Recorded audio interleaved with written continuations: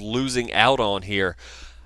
He's going to have to pull out some miracle, and that mine there, interestingly placed. I don't know if Pusan's going to be able to do anything with it, but based on the placement of that second turret, I don't think he will.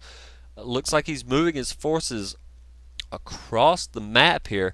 He may be looking to.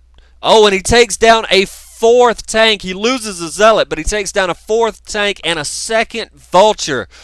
Oh, wow. A third vulture. Firebathero has nothing to defend here.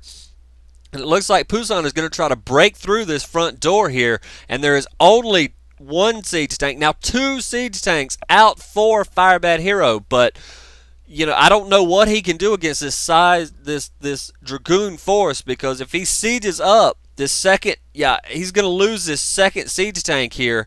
That first one is already down. All the siege tanks are gone. One vulture, no vultures left, no troops left for Firebathero right now. This wall is going to go down. Pusan is he's going to lose this shuttle. He's going to take down. Oh, is he going to be able to take down any more SCVs? Oh, he got another 3. He did lose that Reaver, but cost effectiveness, folks. That Reaver brings a new level of cost effectiveness into the definition of the word. He picked Firebathero apart with that. Pusan dual expanding here. Does not have an observatory up yet. He's just going to be massing troops, and in fact taking a third expansion.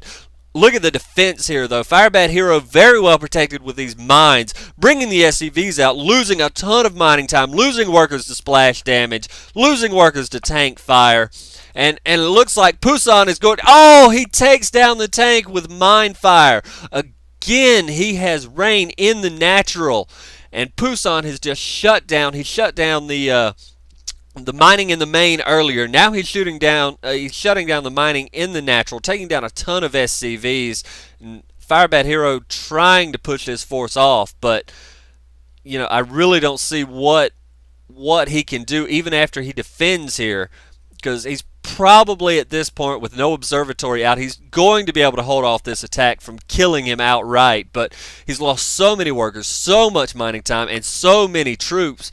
I don't see how he's going to have anything, oh, nice mine there, anything to defend with, anything to go on the offensive with, any way to hurt Pusan, and we see just no SCVs almost here for Firebathero, and these goons are getting slaughtered, but honestly, Pusan can afford to just lose all of his units and replenish them and still not be the least bit worried. Adding in another 4 gateways here, bringing his number up to 7.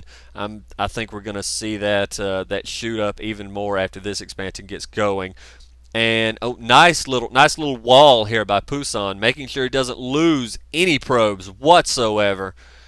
Firebathero is just about drawing dead in this game. And going back to what I was saying about Pusan earlier, he would delay getting an observatory, just like he's doing in this game, for the longest time, and would just use well maneuvered speed zealots to clear out minefields. And it was a complete departure from what we had seen of the very careful Protoss players, now being replaced by this Pusan, who just seemed to not care about his units at all. He would send them into the meat grinder, and in fact, that is how he got his nickname Spirit Toss. I don't know if that came from the commentators or a little bit of a fail micro there by Pusan, if it came from the commentators or from the fans, but they called him Spirit Toss because he made so many zealots, and when he attacked with them, his zealots almost invariably died. And when a zealot dies, it has that little animation where the spirit comes out of the zealot and goes off to, I don't know, wherever the heck it is they go off to, the Kala or whatever.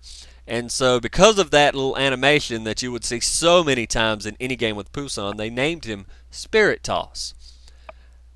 And it was just so exciting to watch. His style of play was not exactly very strategic. It wasn't very intelligent even. It was just smash mouth in your face. I can take it to you just like you can take it to me, and let's see which one of us is standing after the fight, with the bloody nose and all that. And it was just so much fun to watch. I just can't emphasize enough how great it was to see. And Firebathero's little force here is just going to get completely cleaned up. There's not really much of anything he can do in this game.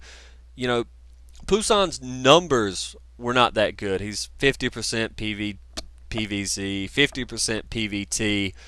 His PvP, on the other hand, is fantastic. He is a monster at Protoss versus Protoss. Always has been. He's 66%, I believe. But it's just so much fun to watch him.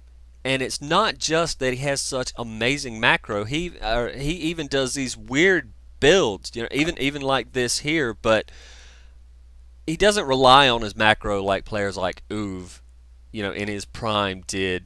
But that's probably the reason Pusan only has one OSL third place and Uv had two OSL victories. But yeah, this game is over with. Thank you, folks, for watching. I hope you gained a little bit from this. And this is Marik signing off. Thank you guys for listening.